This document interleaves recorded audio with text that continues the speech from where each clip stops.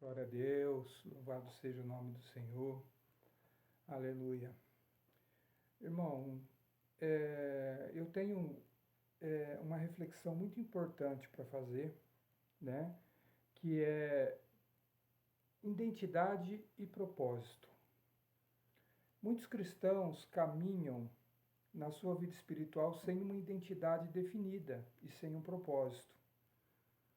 Nós temos que ter uma identidade e um propósito para poder caminhar com o Senhor. Nós precisamos desses propósitos e dessa identidade. Quem é você na fila do pão? Quem é você no reino de Deus? Gostaria de trazer uma reflexão que ela está em Efésios capítulo 2, versículo 10, que diz assim: porque somos criação de Deus, formados em Cristo Jesus, para fazermos toda boa obra, as quais Deus preparou antes da fundação do mundo. Então veja bem, nós somos criados em Deus, né? Nós somos criação de Deus, né? E formados em Cristo Jesus. Porque quando Jesus ele morreu na cruz, ele tomou sobre si essa identidade, né?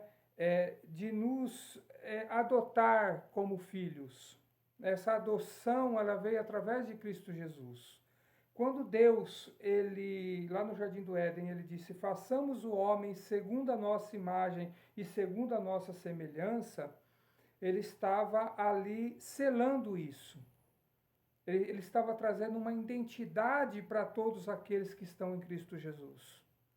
Então nós somos filhos de Deus por intermédio de Cristo Jesus. Se somos filhos de Deus, então somos herdeiros de Deus e co-herdeiros com Cristo. Olha que coisa tremenda. Então somos herdeiros e co-herdeiros com Cristo. Então nós herdamos todas as coisas através de Cristo Jesus. Porém, nós não podemos caminhar com propósito, já que temos uma identidade. Se eu sou filho de Deus, eu preciso lutar para que muitas outras pessoas se tornem filhos de Deus. Para que muitas outras pessoas venham a conhecer o amor e a obra da cruz. Então eu quero desafiar você, a você caminhar com Deus em propósito, ok? Não só pela sua vida, não só pela tua salvação pessoal, mas para a salvação da tua casa, para a salvação dos seus amigos, para a salvação de todos aqueles que tenham contato com você. Porque se somos filhos de Deus por intermédio de Cristo Jesus, nós temos uma identidade. E nós temos que caminhar com essa identidade, né? Nós temos que dar essa carteirada para o mundo, dizendo assim: eu sou filho de Deus. Deus, ele me escolheu desde a fundação do mundo. Deus, ele me formou em Cristo Jesus. Então, por isso eu posso falar do amor de Deus. Então, por isso eu posso falar dessa comunhão com o Senhor. Amém? Então, somos formados em Cristo Jesus. Você precisa ter uma identidade e um propósito. Nunca se esqueça disso. Identidade e propósito tem que ser a tônica da sua vida. Ok? Se até hoje você caminhou sem propósito na vida cristã, comece a entender qual é o propósito real de Deus para a tua vida e coloque esse propósito em ação, ok? Porque eu tenho certeza que a identidade você já tem. Você sabe que você é filho de Deus. Você sabe que Deus ele te escolheu desde a fundação do mundo. Você sabe que Ele olhou para você um dia e te escolheu, né? E a Bíblia diz que muitas pessoas são chamadas e poucas as escolhidas, né? Então muitos são chamados e não dão atenção ao chamado, não dão atenção àquilo que Deus ele tem para a vida deles, né? Então aquele que dá crédito ao chamado, né? Esse tem propósito. Esse tem que caminhar com propósito. Esse é um escolhido, né, de Deus, ok? Então, o chamado ele vem para todos, mas os escolhidos, né, Aqueles que escolheram servir, esses são os escolhidos. Ele teve uma escolha, né? Então, muitos são chamados, ou todos são chamados. Não tem ninguém que não é chamado, né? Todo mundo é chamado para servir. Existe um chamamento de Deus, né? Como a Bíblia diz, muitos, né? Muitos são chamados, né? A Bíblia não generaliza, olha, todos são chamados, mas eu acredito que todos são chamados, ok? A Bíblia não diz isso, né? Em palavras, né? Porque Deus ele não faz acepção de pessoas, ok? Deus ele tem um propósito para todas as pessoas.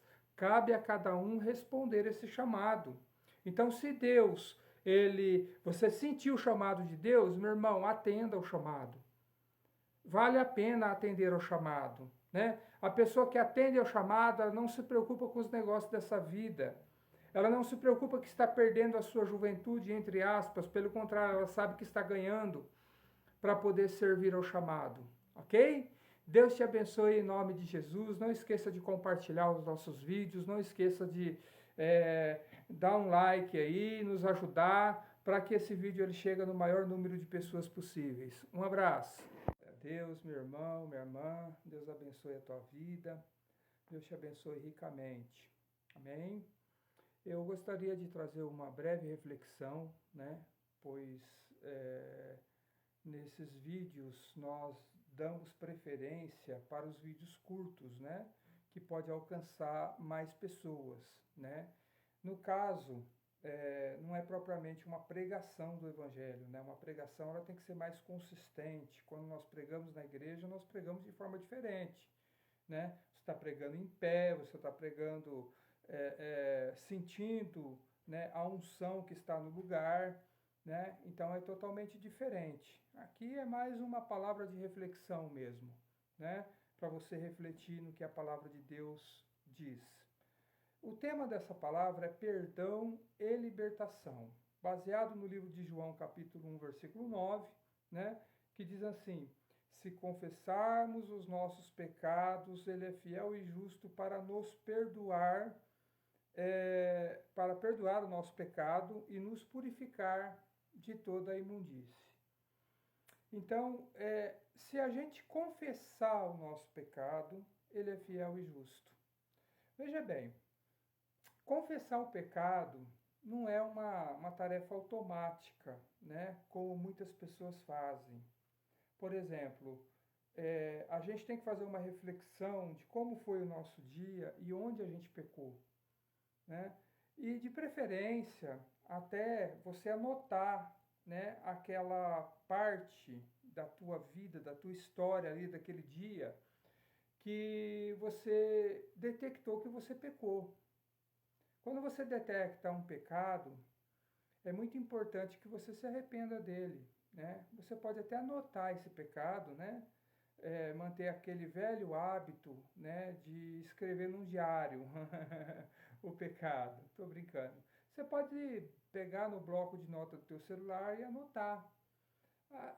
Quando você estiver mais tranquilo, seja à noite ou seja qualquer horário do dia que você quiser, você pode colocar aquele pecado diante do Senhor. Fala, Senhor, olha, eu pequei, né? De preferência, se der para ter uma retratação, se tiver pessoas envolvidas, né? Seria até melhor, né? Porque se a pessoa se sentiu ofendida, você já se conserta ali com ela, né? E continua o relacionamento com a pessoa, né? Então, é importante você pedir perdão para o Senhor dos seus pecados. É isso que traz leveza na nossa vida. O perdão, muitas vezes, é um bálsamo para a nossa alma. Quando nós pedimos perdão, é um bálsamo, né? A gente se torna um ser humano melhor, uma pessoa melhor, né? Quando nós pedimos perdão. A gente tem que tirar a questão religiosa. Tem muitas igrejas que, quando uma pessoa peca, a primeira coisa que ela faz é tirar a pessoa da Santa Ceia. O líder, né? Então isso foi uma prática muito comum durante os anos. Hoje é um pouco menos, né? Hoje as igrejas são mais assim, tem mais conhecimento, né? É mais doutrinada, entre aspas, né?